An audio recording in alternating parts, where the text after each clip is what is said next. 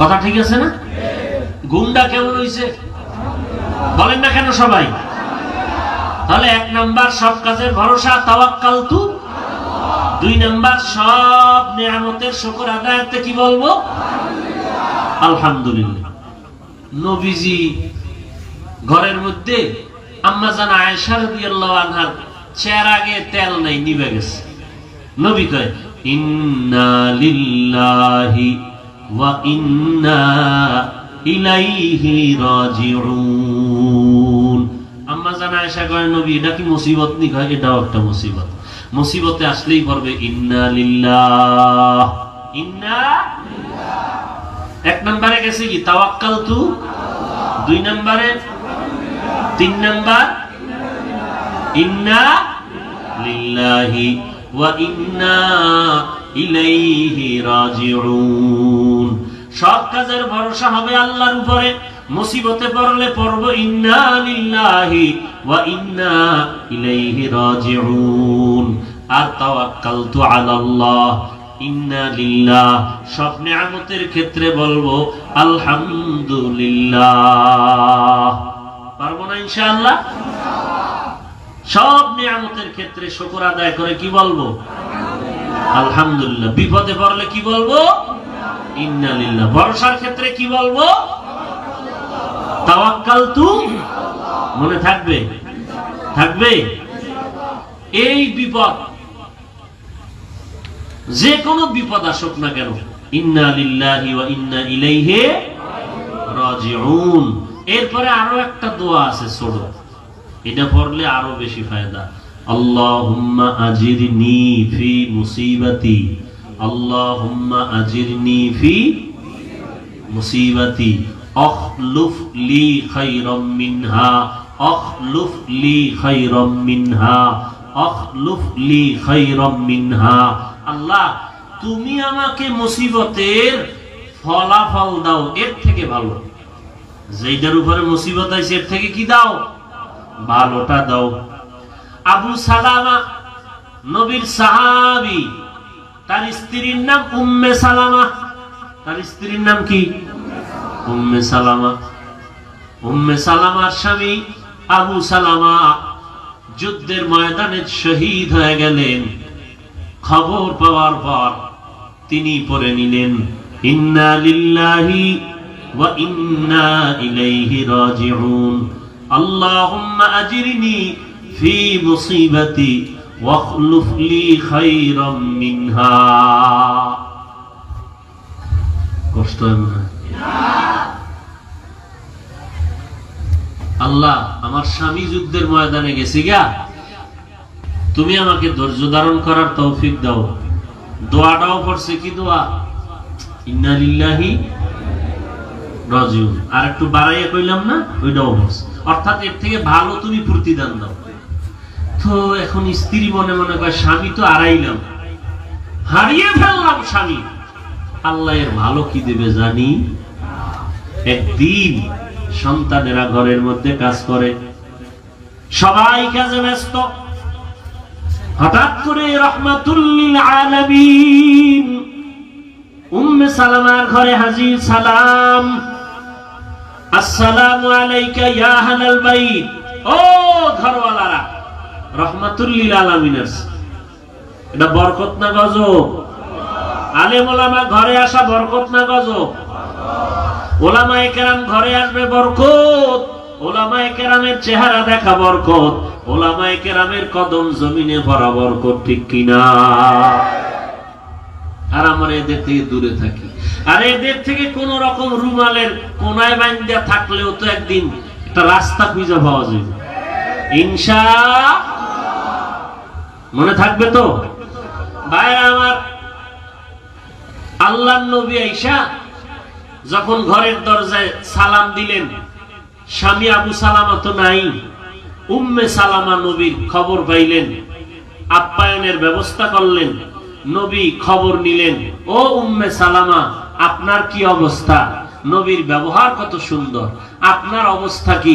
ছেলে মেয়ে নিয়ে? আলহামদুলিল্লাহ, আমি দোয়া করছি আমার স্বামীর ইন্তেকালে ইন্না লিল্লাহি ওয়া ইন্না ইলাইহি রাজিউন আল্লাহুম্মা আজিরনি ফি মুসিবাতি আখলুফলি খায়রাম মিনহা।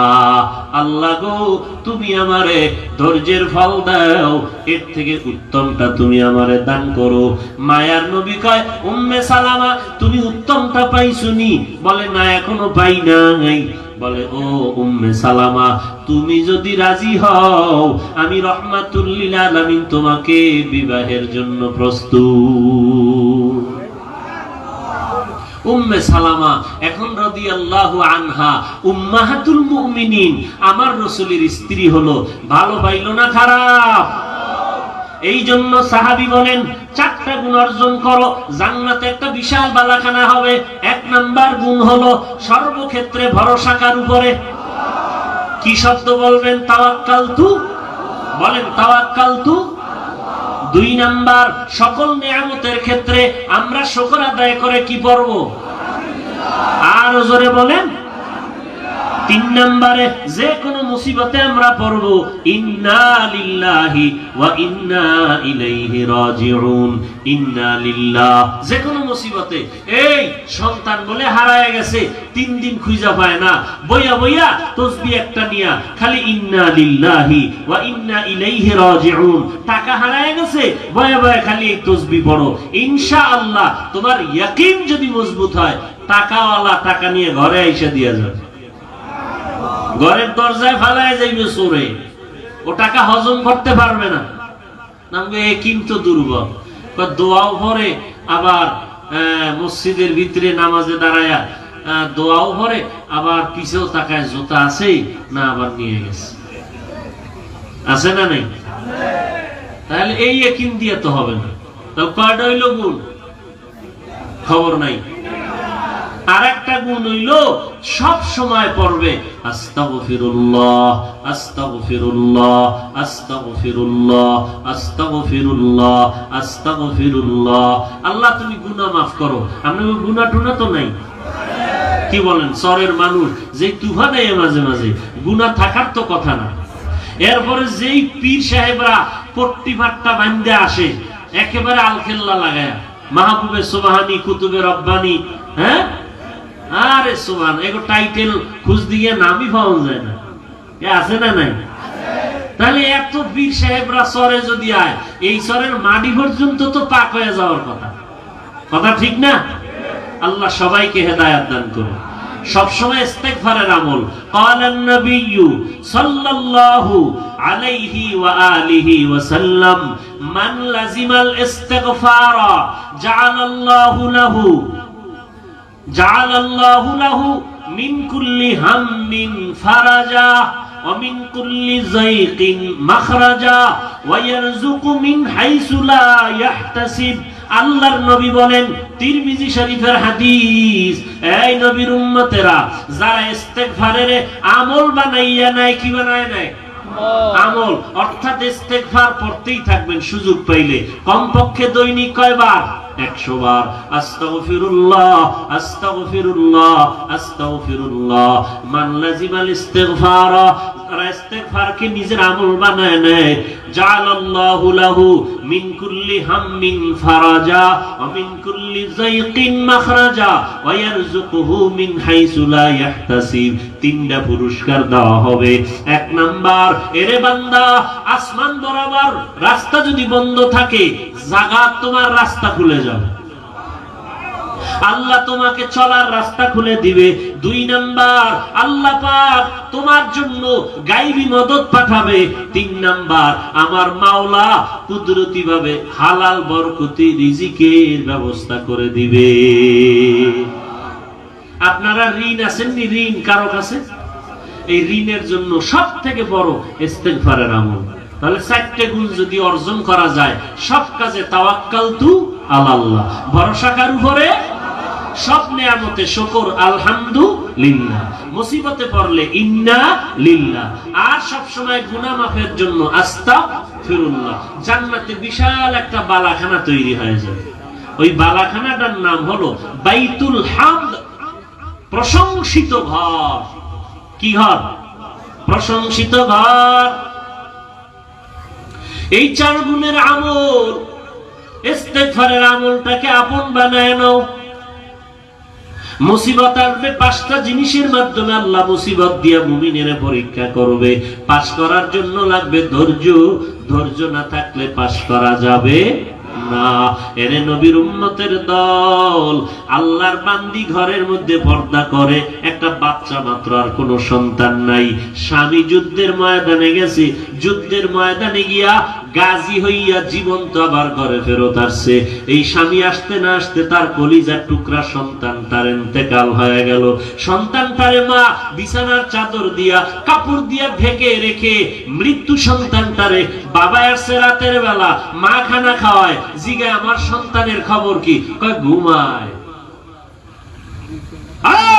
ঘরের মহিলারা আর দুনিয়ার মহিলারা স্বামীরে পেরেশানি করতে করতে করতে করতে দুমুঠো ভাতও খাইতে দেয়।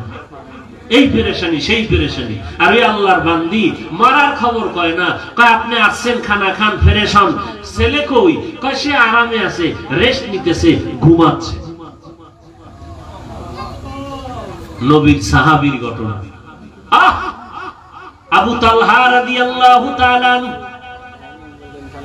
আল্লাহর বান্দা যুদ্ধের থেকে আসিয়া দিব্যি আরামে খানা খাইয়া ঘুমায়। রাত্রি যাপন করলেন, ফজরের নামাজ পড়ার পর স্ত্রী এইবার দেখে স্বামীর মনটা বড় ভালো, স্বামীর মন হাসি খুশি। এবার স্ত্রী কয়, ও স্বামী, একটা কথা বলি, বলো। কয়, কেউ যদি আপনার কাছে কোনো মাল আমানত রাখে, তারপর? কয়, সে আমানত মালটা যদি ফিরাইয়া নিতে চায়, দিবেন নি? কয়, 100 বার। কয়, চাইলে কি বেজার হইবেন? কয়, না তো। এইবার স্ত্রী ডাক দিয়ে কয়, ও স্বামী আমার, ওয়া ইন্না ইলাইহি রাজিউন। কেমন ধৈর্য, কেমন ধৈর্য!